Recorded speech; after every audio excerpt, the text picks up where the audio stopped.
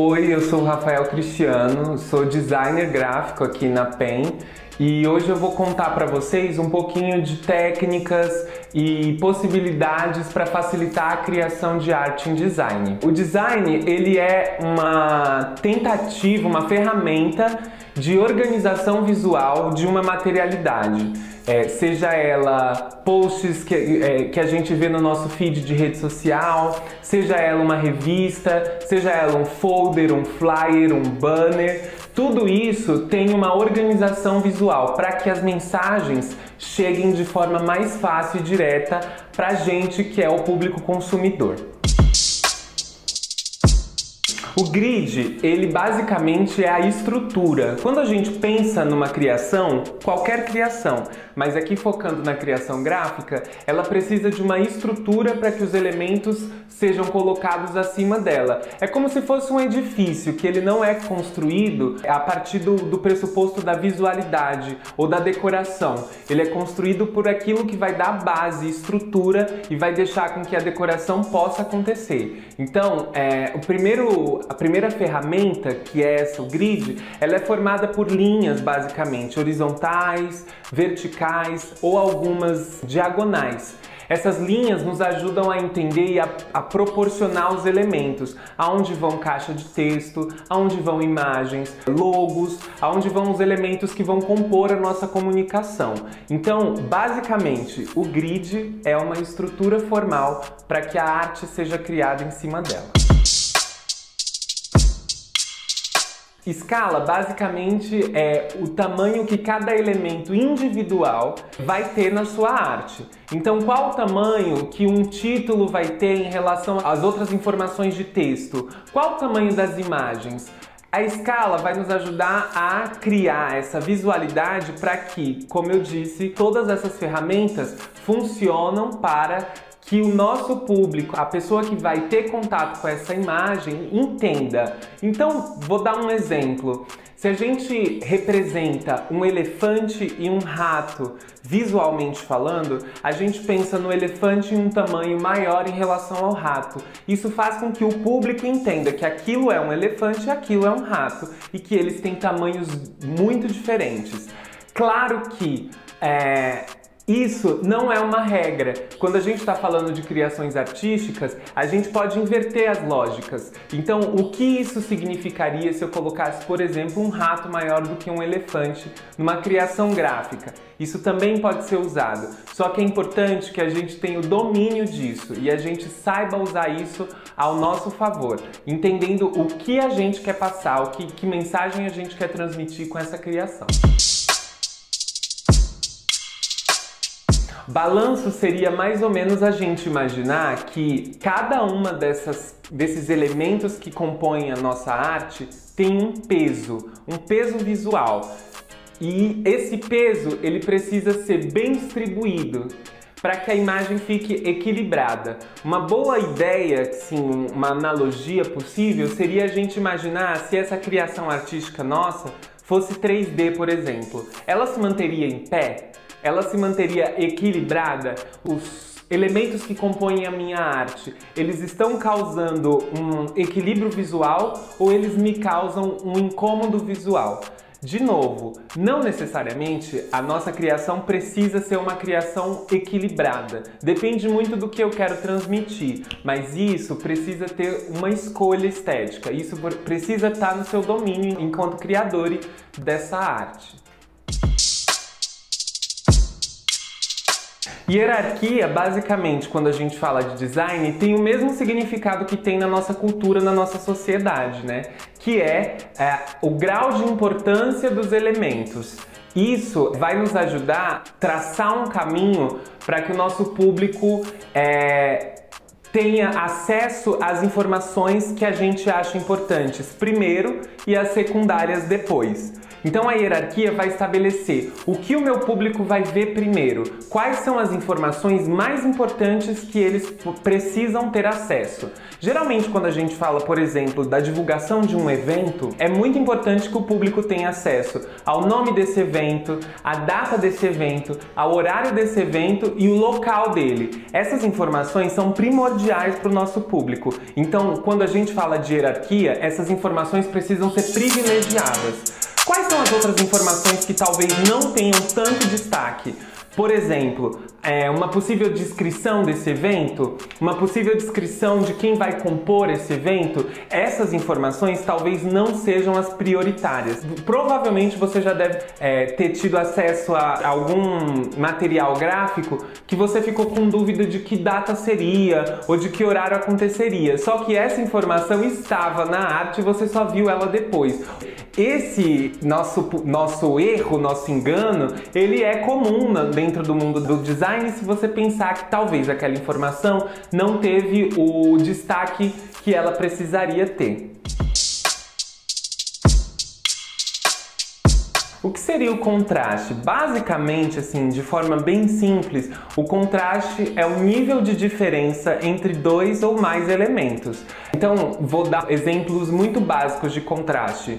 Fino versus grosso, escuro versus claro, legível versus ilegível. Esse nível de contraste, ele é muito importante dentro de uma criação gráfica, porque é ele que vai dar legibilidade para nossa arte, principalmente. Então, por exemplo, você também já deve ter tido acesso a uma arte que você não conseguia ler uma informação.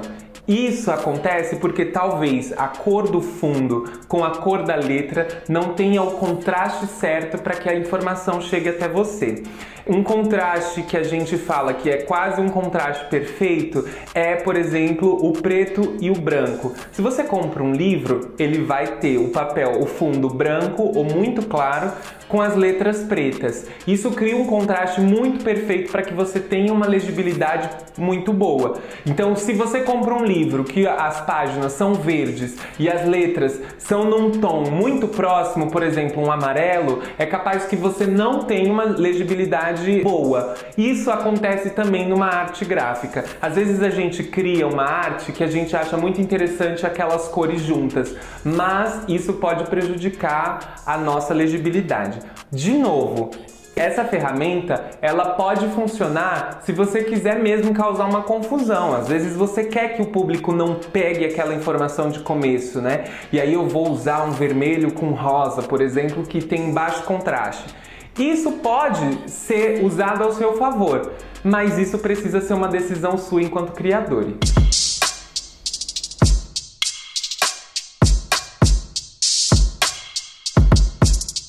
Agora eu vou entrar em dois grandes campos de estudo do design, que são um pouco diferentes desses elementos que eu apresentei até agora.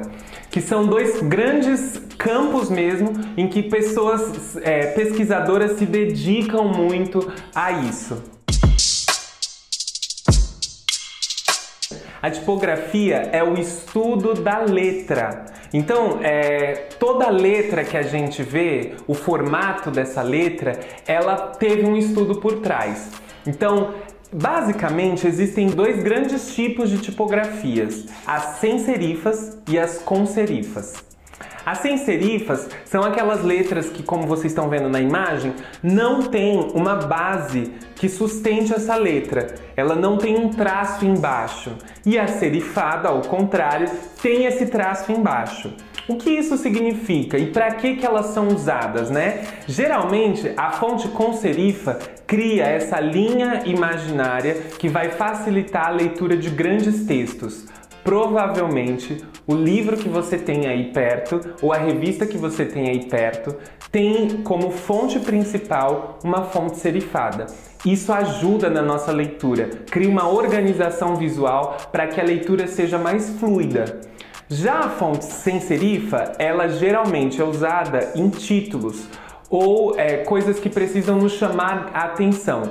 Por quê? A serifa, numa escala muito grande, pode causar, ao contrário dela, numa escala pequena, uma confusão mental na nossa cabeça, assim, uma confusão de legibilidade na imagem. Já a fonte sem serifa para títulos, para informações em destaque, para datas, para horários, ela é muito mais indicada. Ela dá um destaque maior para a imagem, permite que a leitura seja mais tranquila, mais fluida.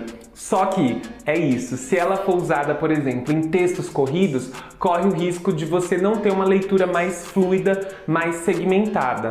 Pode ser aquela leitura que você não sabe o porquê, mas há uma fragmentação na sua leitura, você não consegue prestar atenção.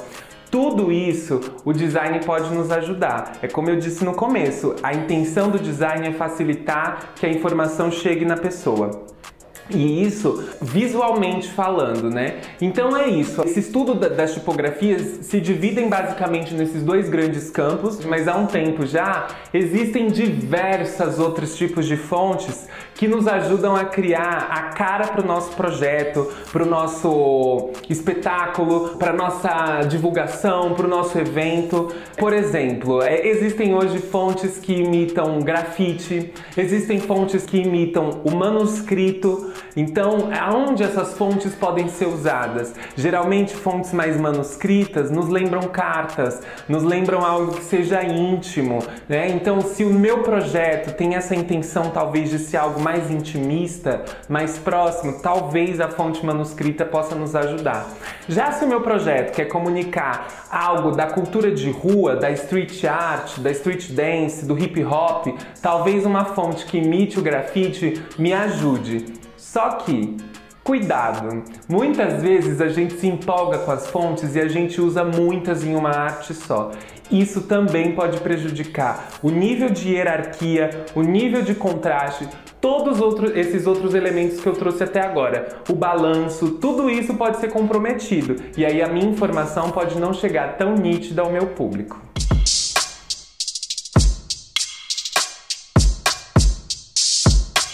As cores é um campo de estudo muito profundo, a gente consegue falar sobre teoria de cores, psicologia das cores, tudo isso a partir da construção de como essa ferramenta que são as cores podem chegar até a gente enquanto público, o que elas transmitem, qual sensação essa cor pode nos causar. As cores elas são divididas basicamente em dois grandes campos, que são as cores quentes e as cores frias. As cores quentes giram em torno dos tons de vermelho, amarelo e laranja. E as cores frias giram em torno dos tons de azul, verde e roxo, abrigando também algumas tonalidades de cinza, né? O preto e o branco são, no mundo da teoria das cores e do design, o que a gente pode falar de ausência de cor, no caso do branco, e da presença de todas as cores, no caso do preto. Isso se a gente for falar de cores impressas, né? Que também é uma outra diferença, a gente divide a cor que é impressa da cor que a gente vê nas nossas telas. Elas são completamente diferentes para o olhar, né? A cor da tela geralmente ela tem um brilho que a cor impressa não vai ter. A cor das telas a gente costuma chamar de RGB. E as cores que são impressas a gente chama de CMYK. São essa diferenciação entre as cores que vão ir para a impressão e as cores que não vão para a impressão. Na psicologia das cores, a gente tem acesso, aqui eu não vou me aprofundar em tudo isso, porque é um campo de estudo muito amplo e complexo, né? Mas a gente tem acesso a quais são as sensações e informações que uma cor pode transmitir para o público. Então, se eu uso um vermelho, que tipo de sensação o vermelho causa no inconsciente das pessoas?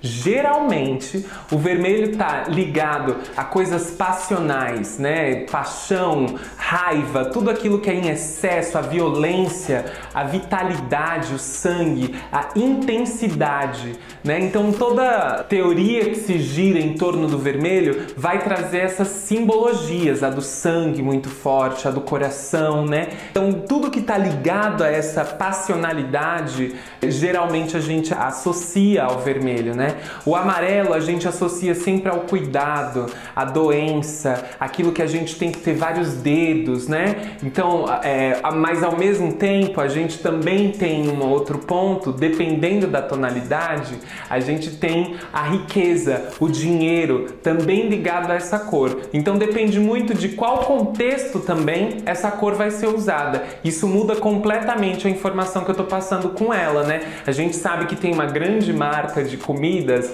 de fast food, que usa o vermelho e o amarelo, né? Juntos. E o que isso pode significar, né? Se a gente junta a coisa da passionalidade, daquilo que eu faço com muita intensidade, ao amarelo, que é a atenção. O que eu posso gerar de informação para o meu público, né? Isso para todas as cores quentes, geralmente ligadas a essa coisa de sentimento, tudo que está relacionado àquilo que eu ligo a sentimentos, né? Já no outro ponto, as cores frias, a gente liga muito a uma camada de intelectualidade, daquilo que está ligado ao pensamento. Então, geralmente, eu vou ver materiais de divulgação de espaços educacionais, por exemplo, com um uso muito grande do azul, do verde e do roxo. Porque essa simbologia daquele lugar em que você vai ter acesso a tudo que está relacionado ao intelecto. É muito comum a gente ver o uso dessas cores ligadas a isso, né? Aquilo que eu tenho uma certa distância do emocional.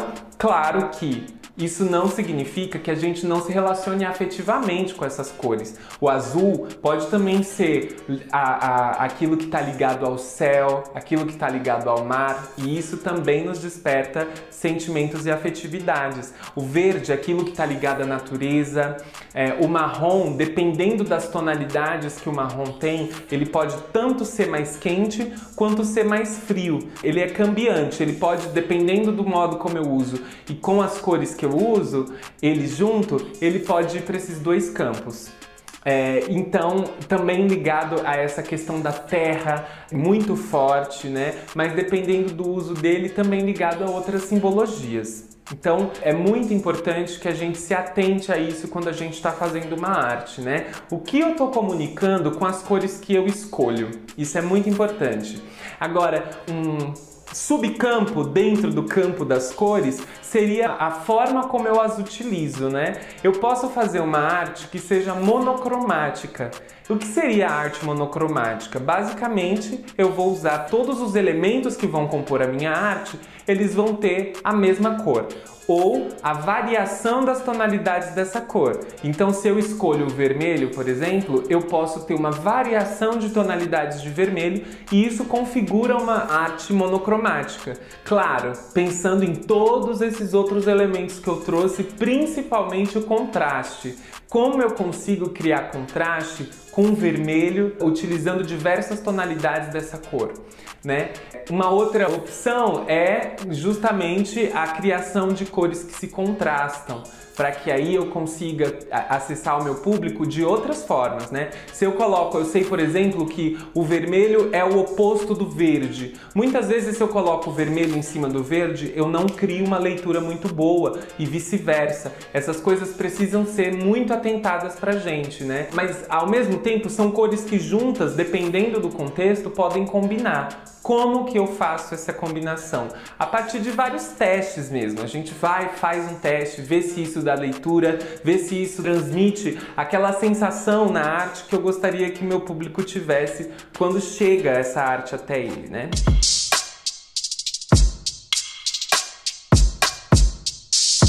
Para finalizar, a minha última dica, assim, é que uma pessoa criadora, né, uma pessoa designer, ela precisa estar sempre se alimentando de referências, né? É isso que vai ampliar a nossa possibilidade de criação. Então, é muito importante que você sempre frequente sites de referências no quesito de criação visual, né? Eu deixo os dois principais, assim, que são os que eu mais uso. Um é o Behance, que é uma plataforma de portfólios de artistas, de designers de todo o mundo. O interessante do Behance é que você consegue selecionar, por exemplo, como que está sendo a criação de design no Japão, como que está sendo a criação de fotografia na China, como que está sendo a criação de artes plásticas, sei lá, na Bélgica. Isso é muito importante para que a gente comece a descentralizar também um pouco o nosso olhar de criação e possa ampliar um pouco a nossa referência visual de criação, né? Esse site do Behance,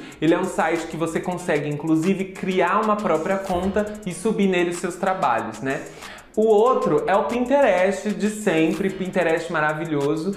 Lembrando que as referências que a gente olha nem sempre vêm do design gráfico. Às vezes você pode se inspirar em fotografias, em artes plásticas, em ilustrações, e isso é muito importante, que a gente também consegue, dessa forma, ampliar a nossa criação e conseguir sair às vezes um pouco do que está sempre sendo feito e nos instigando, na verdade, a criar diferente, a pensar em outras lógicas de criação, em outros possíveis grids, hierarquias, balanços, contrastes. Bom, eu tô finalizando aqui. É importante dizer que eu trouxe só e bem por cima alguns dos aspectos que podem nos ajudar a pensar numa criação melhor. Existem muitos outros, né? Quando a gente pensa nos campos de tipografia e cores, são, como eu disse, campos imensos que a gente consegue mergulhar e sempre pesquisar coisas novas. Então isso também é importante quando a gente olha as nossas referências, né? Pensar nesses campos de forma dilatada. E é isso. Espero que te ajude a criar coisas mais bonitas, mais nítidas, que você consiga transmitir com mais facilidade as mensagens que a sua arte precisa transmitir. É isso.